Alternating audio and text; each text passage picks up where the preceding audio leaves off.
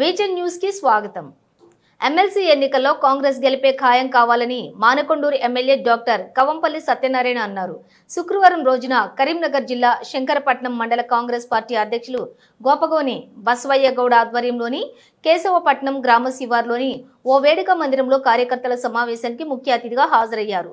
ఈ సందర్భంగా ఎమ్మెల్సీ కవంపల్లి సత్యనారాయణ మాట్లాడుతూ ఎమ్మెల్సీ ఎన్నికలను ఆశామాషిగా తీసుకోవద్దని, దీని ఫలితాల ప్రభావం రానున్న స్థానిక సంస్థల ఎన్నికలపై పడుతుందనే విషయాన్ని ప్రతి ఒక్కరూ గుర్తుంచుకోవాలని అన్నారు।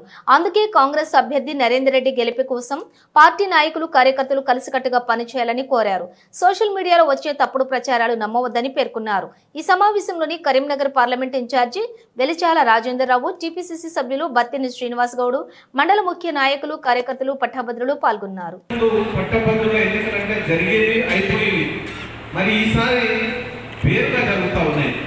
దీనికి విస్తృత ప్రచారం జరిగింది, విస్తృతంగా ఎన్రోల్మెంట్ కూడా జరిగింది। మరి అభ్యర్థులు కూడా ఒక నిజంగా చెప్పాలంటే విద్యా సంస్థలు స్థాపించి ఒక ఉన్నత స్థానంలో ఉన్నటువంటి కాంగ్రెస్ పార్టీ అభ్యర్థి నరేందర్ రెడ్డి గారు, అదేవిధంగా రియల్ ఎస్టేట్ వ్యాపారి అంజిరెడ్డి గారు, అదేవిధంగా ఇంకా ఇతర అభ్యర్థులు టీఆర్ఎస్ పార్టీ నుంచి ఎవరు పెట్టలేదు। ఇక ఇతర అభ్యర్థుల గురించి మనం చెప్పుకోవాల్సిన అవసరం లేదని నేను తెలియజేస్తా ఉన్నా। మరి ఎన్నికల్లో మరి చాలా వదంతులు అనుకోండి, సోషల్ మీడియాలో చక్కర్లు ఉంటారు కొన్ని వాటి గురించి డెఫినెట్గా ప్రతిపక్షంలో ఉన్నవాళ్ళు మనల్ని విమర్శించుడే వాళ్ళ పనిగా పెట్టుకుంటారు। విమర్శకు మనం ప్రతి విమర్శ కొన్నిసార్లు చేయాల్సి వస్తుంది, కొన్నిసార్లు దాన్ని ఇగ్నోర్ చేయాల్సి వస్తుంది। ఇగ్నోర్ చేస్తే అదే సత్యం అనుకుని ప్రజలు భ్రమలో ఉంటారు।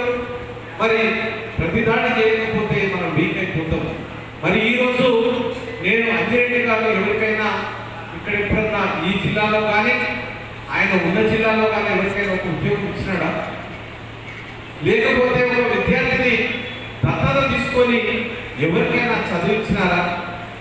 మరిగా వేరే అభ్యర్థుల గురించి నాకు పెద్దగా ఆలోచన లేదు।